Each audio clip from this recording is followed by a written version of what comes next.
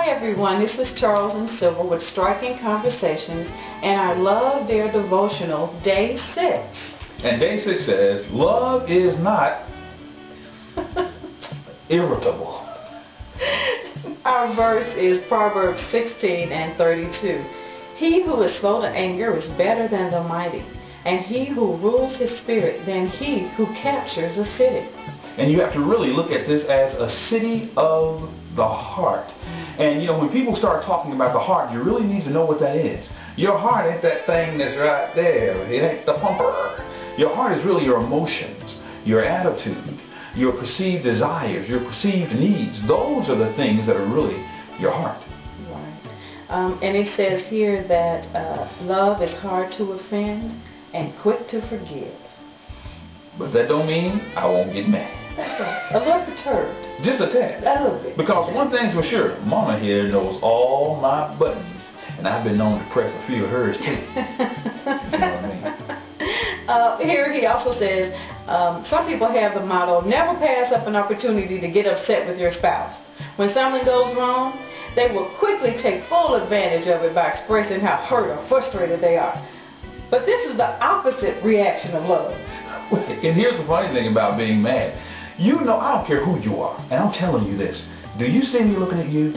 It's impossible for you to stay mad more than a couple of minutes, maybe an hour, without you working on it. You have to go back into the resources and recesses of your mind and grab what I call some of that old kindling from way back when you got mad at your spouse. And you just pile that up on the new stuff. Yeah, just some twigs. Some of y'all got whole trees and forest worth of stuff you got just stashed in the back, waiting to pull that stuff up so you can just be mad real good. Yeah, we can work up a good mad now. Yeah. It says here, to be irritable means to be near the point of a knife, not far from being poked. People who are irritable are locked, loaded, and ready to overreact. We used to call it cocked and locked. Yeah, we did. Oh, yeah. When I was a policeman, you carried your gun cocked and locked. That means when you pulled it out, you didn't have to wait to pull the hammer back. It was already ready to fall. And some of you all know, when you get to the house, the hammer's already cocked. That's so funny. The truth is, love does not get angry or hurt unless there is a legitimate and just reason in the sight of God. And I ain't talking about just because I'm mad either. But it has to be in the sight of God. Oh, most definitely. And you'll know. Your heart will tell you whether or not what you're feeling is really a just cause to have a challenge. But in love, you'll still know how to go to your spouse. Right. It says that a loving husband will remain calm and patient, showing mercy and restraining his temper. Rage and violence are out of the question. And it says a loving wife is not overly sensitive or cranky, but exercises emotional self-control. She chooses to be a flower among the thorns and respond pleasantly during prickly situations. All right. All that sounds really good to y'all, I know. You say, yeah, but you don't know him. And you don't know her. That's right. That's right. We forgot who she was. I was trying to tell you. It says here, one thing that you can ask yourself to see if you're being kind of interesting or not is, am I a calming breeze or a storm just brewing up, ready to let loose? Oh yeah. Are you waiting to be happy? Are you expecting happiness? Are you expecting the best out of your day? We, all of us really have to ask ourselves that question. Why do people become irritable? There are two key reasons that contribute to it, as expressed here in the book. The first thing it says is stress. Oh yeah, and the effects of stress, everybody. I wrote this. I said stress is caused by deficiencies, sometimes deficiencies in abundance. Now here's what I mean. When we look at deficiencies, we talk about what we're lacking.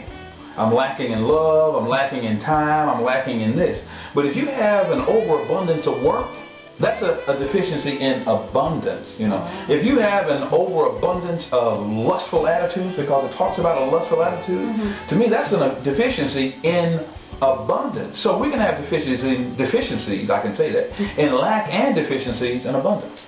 Wow. It says that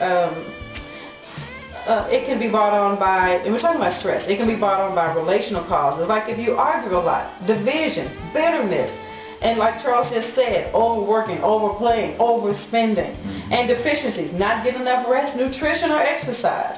So we set up some of these things ourselves, and it's not necessarily our spouse. And we really have to know our boundaries. Now, I want you all to go back and look at Colossians 3:12 through 14. And if you look at that, we're going to go over here today. I want you to read that on your own and see what it says in Colossians 3:12 through 14, and you'll really get a good understanding for what God feels and how He deals with how we should deal and forgive one another. Now, the other thing He also talks about is selfishness.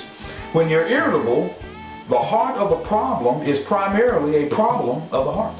I thought that was awesome. I did too. Because it talks about Matthew 12:34. Out of the abundance of the heart, the mouth speaks. And you know, you've heard people say, well, the Lord, He knows my heart.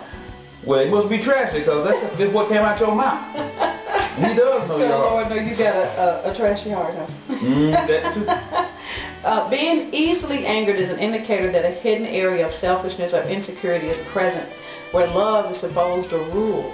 So it begins to talk about selfishness and how selfishness can appear. And it talks about lust. Well, he also said, but selfishness also wears many other masks. And like she said, one of them is lust. And, you know, oftentimes when we look at lust, we always think of it as sexual. But lust is any overwhelming craving you have for anything. I mean, you could lust chocolate candy. Good diet. Yeah. You could lust the computer. I have to watch that one because I really love that computer.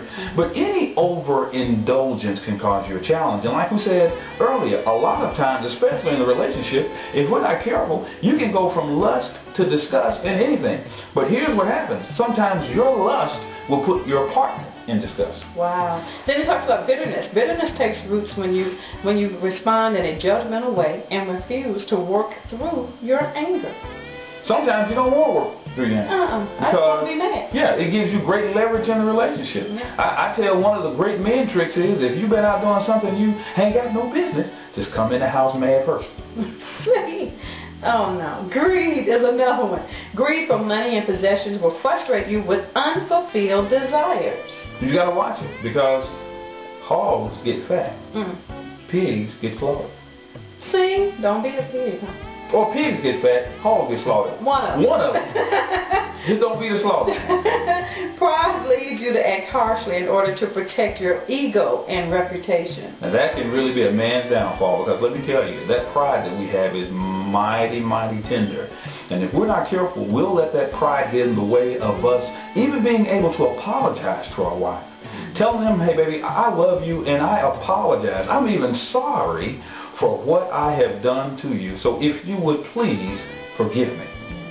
Love will lead you to forgive instead of holding a grudge, to be grateful instead of greedy, to be content rather than rushing into more debt. Love encourages you to be happy when someone else succeeds rather than lying awake at night with envy. And it says, love says, share in the inheritance rather than fight with your relatives. I know that's got to be love right there. Love ultimately lowers your stress and helps you release the venom that can build up inside. I know when mama showers that love on me, boy, I just feel good all over. So do I, dear.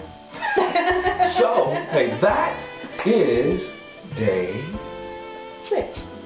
And in day 6, we've got to remember that love is not irritable. And it says, choose today to react to tough circumstances, there you are, in your marriage in loving ways instead of with irritation. Begin by making a list below of areas where you need to add margin to your schedule. Then list any wrong motivations that you need to release from your life. And so make sure that you join us tomorrow for day 7. And for day 7, the topic is Love Believes the Best. So go out to strikingconversation.com. Make sure you check in, register, get to the classroom, and remember this one thing. We love you. Bye-bye.